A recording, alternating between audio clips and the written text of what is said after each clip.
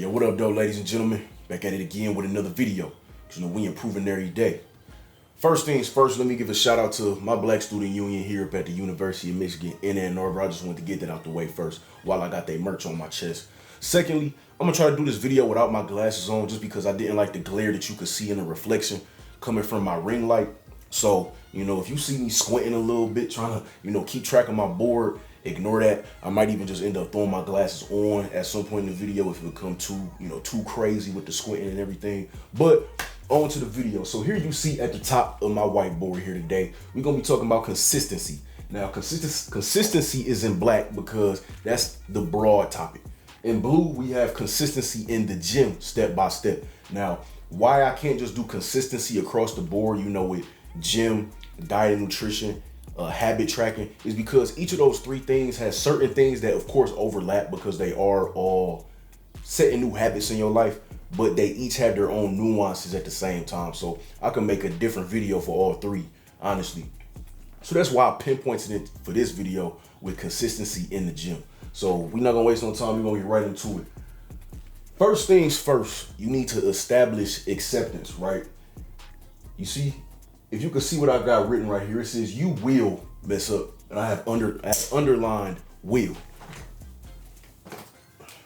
Draw my marker. I have will underlined because you will mess up.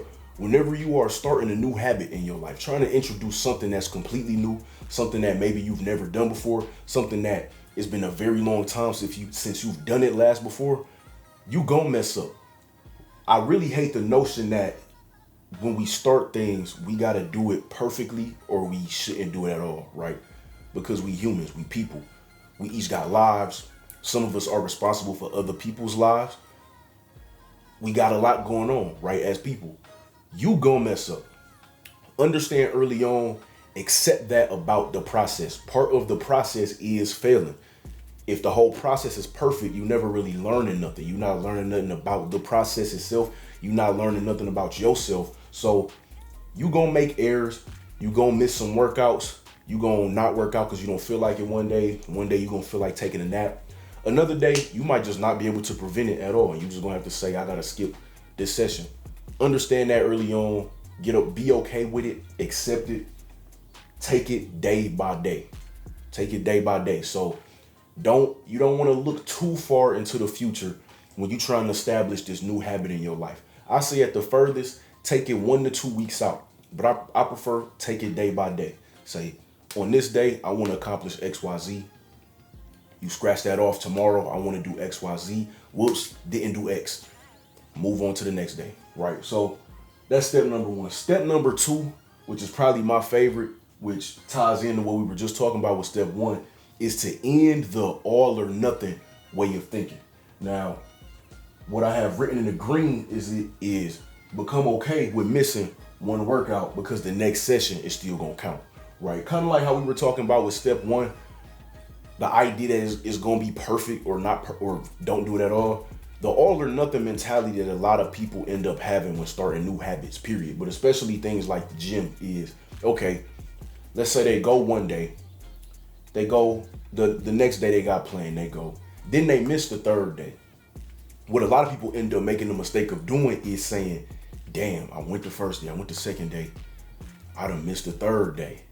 And it's like this impending doom effect where it's like, damn, if I miss the third day, I just let loose. Like I'm gonna end up missing the fourth day, fifth day. The fourth training day they supposed to have come around, they done blew it. The next week come, they done blew the first day. Maybe they go the second day of that week, but they done blew the third. It's not all or nothing.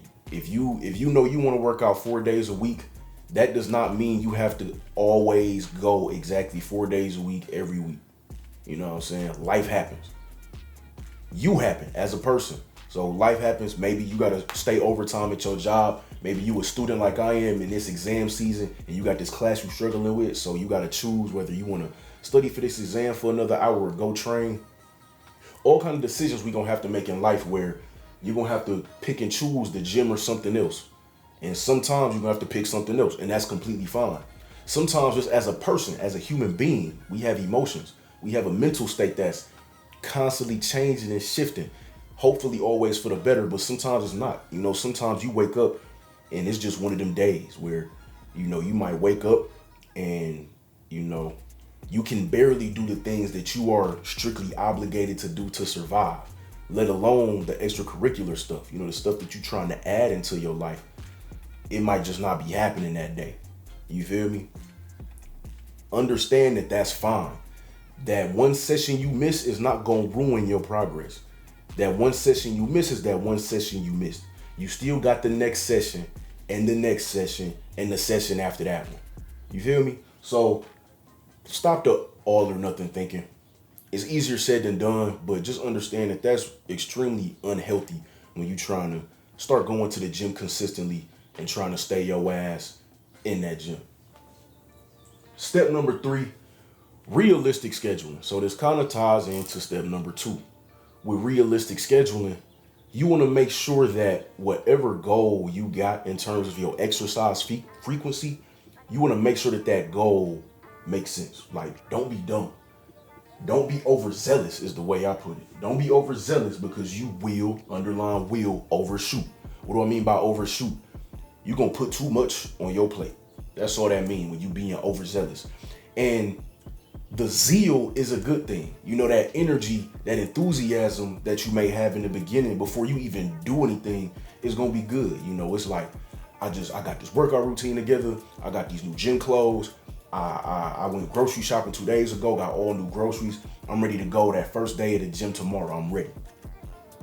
What a lot of people end up doing is they say, all right, I'm going to go to the gym 5 days a week, or I'm going to go to the gym 6 days a week, or I'm going to go to the gym 5 days a week, but be physically active for 30 minutes every single day. Like stuff like that where they overshooting what they really capable of, at least in that moment in time.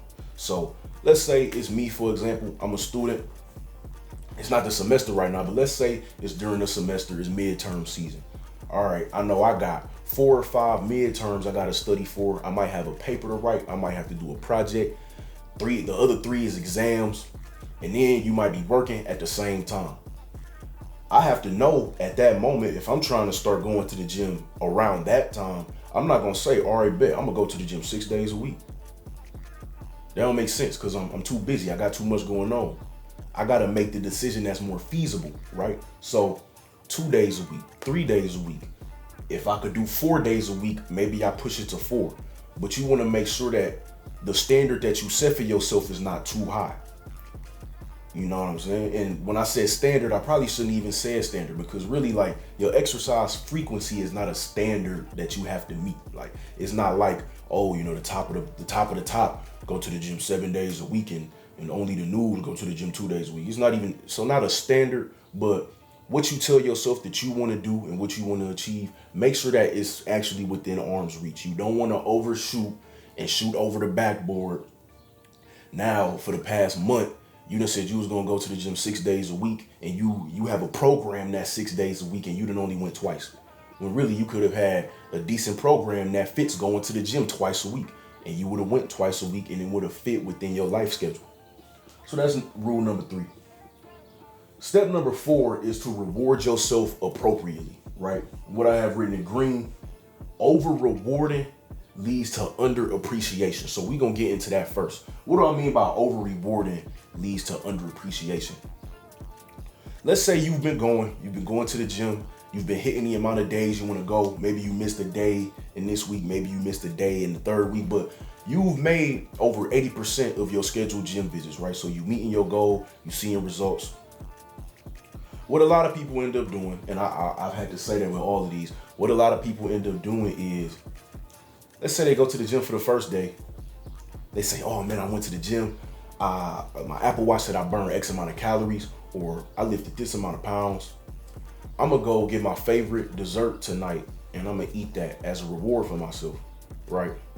Then what do they do the next day? Okay, maybe they work out the next day and they don't reward themselves to the same magnitude. Maybe it's just, I'm gonna go, get my favorite coffee from Starbucks. The next day, it's like, all right, I done worked out 2 days in a row. I'm gonna take a day off, right? Or not 2 days in a row, but 2 sessions in a row. I've done 2 training sessions in a row. I'm gonna take a day off because I feel like it, right? then it's this snowball effect of overly rewarding yourself, where you've done one thing, but then your reward for doing that thing then outweighs what you've done to earn that reward. So, all right, my bad. I went to go edit the video. I finished the whole thing and realized that my mic cut off right in the middle of the video. So back to where we were. We were at rewarding yourself appropriately. So we were talking about when your rewards are now outweighing the actual work that you put in. So you just want to make sure, you just want to make sure that when you are rewarding yourself, that it's because of a culmination of positive things that you've done. You don't want to reward yourself every time you do one good thing. So you don't want to reward yourself every single night that you go to the gym. Oh, I went to the gym today, I'm gonna get that pack of Oreos. Or I went to the gym today, I'm gonna get that family size bag of hot Cheetos and bang the whole bag while I'm watching something on Netflix. You don't want to do that. You want to make sure that you properly reward yourself, because that leads to feelings of achievement. Now, what do I mean by a feeling of achievement? You've earned your reward. That's all it basically means. When you properly reward yourself, it means that you're rewarding yourself after doing a series of positive habit cementation. I'm just rolling off the tongue here. So, for example, you got a program that says go to the gym 4 days a week. You've gone all 4 days.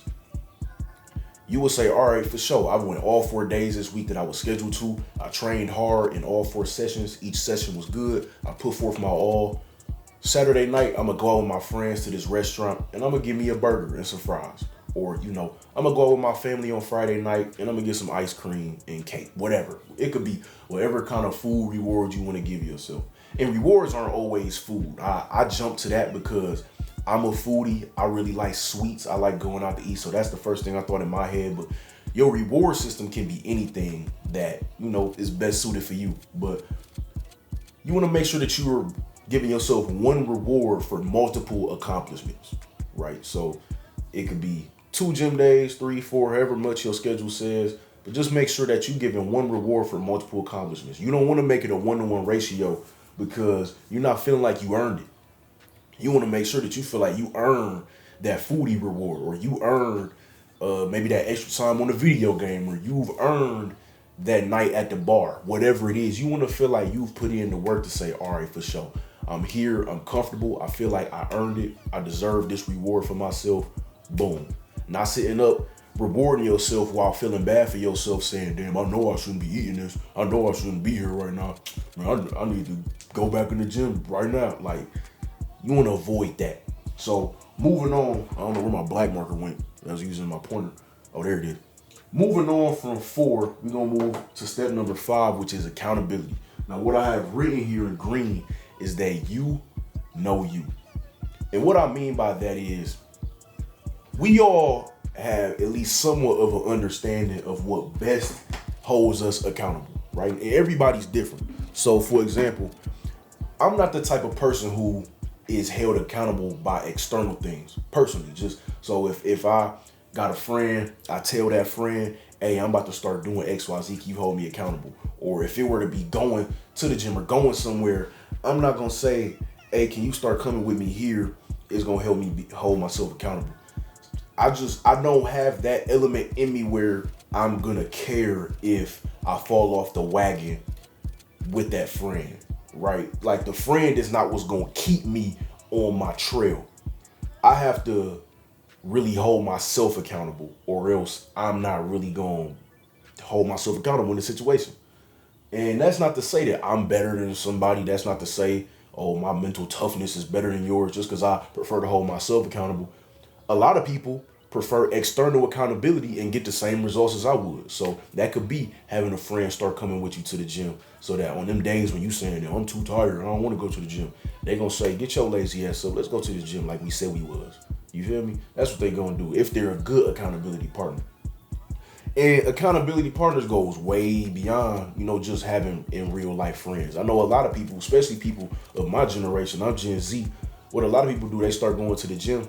They do like daily check-ins on their Instagram stories or on TikTok or whatever social media they on. So it's just, first day they go, day 1, check in or the check emoji, day 2, day 3, so on and so forth. And what that does is, since they've let however many followers they got, tens, hundreds, or thousands of followers, that they about to start going to the gym, they now feel a little bit more positive pressure to stay on that track because now they got people watching. You get what I'm saying? Or it could be some kind of social media community. It could be an in real life community. It's a myriad of different ways to find external things that'll hold you accountable. You just got to find what works for you. And a lot of us already know what'll work for us. Just don't lie to yourself and say you feel the most accountable by one thing when really it's not, or you feel the most accountable by yourself and you just gotta, get through the grit and grind, when really, if you had a friend going with you or holding you accountable, you would perform better. I don't know, my nose is itching. But understand accountability. Make sure that in some form or fashion, you're holding yourself accountable or being held accountable. Last but not least, we have step 6. And step 6 is written in red because, in my opinion, it's the most important thing to understand on this whole board. And number 6 is about motivation and action. So what I have written on top here is motivation can't go up if your action is down, right? Motivation can't go up if action is down. The reason behind that is action is what builds and drives motivation, not the other way around. I know it's much easier said than applied, but a lot of people on them days when they don't feel like going to the gym, they're saying, I'm just not motivated. I just don't feel like it. I need some motivation. Motivation. I need, right? But it's not that they need motivation. It's that they haven't done enough action to cultivate that motivation on their own. So what I have written below that is action leads to inspiration, which leads to motivation. So what I mean by action, obviously in blue, we talking about going to the gym. Those action items of going to the gym or just exercising in general, first you got to start doing those. You got to get some accomplishments under your belt. So you got to say, I went to the gym 4 days last week. Last month, I did over 80% of how many days I was scheduled to go to the gym, right? So get some successes under your belt so that you have some kind of sense of competence when it comes to tackling this goal of going to the gym or just starting to exercise on a regular basis, right? What that'll do is that'll lead to you inspiring yourself. Why? Because you got results in multiple different fashions. You got, you're gonna start looking better. You waking up looking in that mirror like, damn, I look better today. You gonna, get in the mirror, start flexing, or you get in the mirror looking, damn, where my stomach go? You're gonna be looking like, I look better, I feel better, I feel healthier from the inside out, I feel more limber, I feel stronger, I feel more heart healthy, right? I'm more confident when I'm out socializing with people. I'm more confident when I'm just out living my daily life. I feel more cognitively, I feel like my cognitive functions are working better, right? I feel like I could do more work when I'm at work. I'm studying more efficiently. I'm in class paying attention more. I'm in those work meetings, not falling asleep, et cetera, et cetera, et cetera. I started rambling right there, but the list could be a million and trillion billion things long of how many things that you'll find in yourself that'll inspire you from the results that you get from exercising, right? And that's just determined on whatever your goals are. But what those results will do is inspire you. When you feel inspired, that's when that motivation will kick in. So in them days where it's that morning, you want to work in the morning, or it's them nights after work, you want to work out, and you just like, I'm just not feeling it today. I'm tired. I'd rather just lay in the bed, get this extra hour of sleep, or I just rather lay in the bed and watch my favorite show on Netflix and go to bed an hour early. On them moments, that inspiration is what's going to make you get up and say, let me take my lazy ass to this gym, right? Because you're going to be thinking, all right, I've started exercising, going to the gym. I feel better. I look better. I think better. I view myself better. I socialize better. I do all these things much better than I did before. Why would I let this feeling of tiredness keep me from building upon those successes, building upon those results? Right? That's what you're going to tell yourself. And that's when you're going to say, all right, let me get my little gym bag together. Let me get my little favorite gym fit, my favorite shirt or my favorite shorts, or you want me to wear leggings to the gym, whatever. Your favorite little gym fit together, whip you up a little pre-workout snack, and head to that gym. You got me? So steps 1 through 6, as you see. Just a rehash, quick summary. Establish acceptance that you will mess up when you're doing something new. Everybody messes up when you're doing something new. If you're not messing up, you're not learning nothing. Step number 2 is to end your all or nothing thinking. It is not all hands on deck, all or nothing. It's, take it day by day. You miss one session, you miss a session. Go to the next one and go to the next one. You miss another one, go to the next one. Every day holds their own results. Now, there is a compound effect of results, but it's also a compound effect of not doing shit. You get what I'm saying? So moving on, step 3, realistic scheduling. Just make sure that you're not overshooting your shot and that you're not putting too much on your plate. If you know you can only work out 2 or 3 days a week, only find a program or only get a program made or only make a program that's 2 or 3 days a week. Don't say, all right, I'm gonna just push it to 6 or 5. Don't do that. Don't be dumb. Step number 4, reward yourself appropriately. Make sure that it's not a 1-to-1 accomplishment reward ratio, because then you're not going to appreciate the work that you've been putting in. You want to have multiple successes for every reward. And that's how you really going to grow appreciation and that feeling of accomplishment when you do reward yourself. Step number 5, accountability. Find some way, in whichever way that best suits you and your personality, that you're going to be held accountable, whether it's yourself, a friend, social media, etc. Last thing, understand that action leads to inspiration, which leads to motivation. There is no motivation without action. And that's all you got to know. That's the topic for the day, man. Don't forget to like the video and subscribe to the channel. Peace.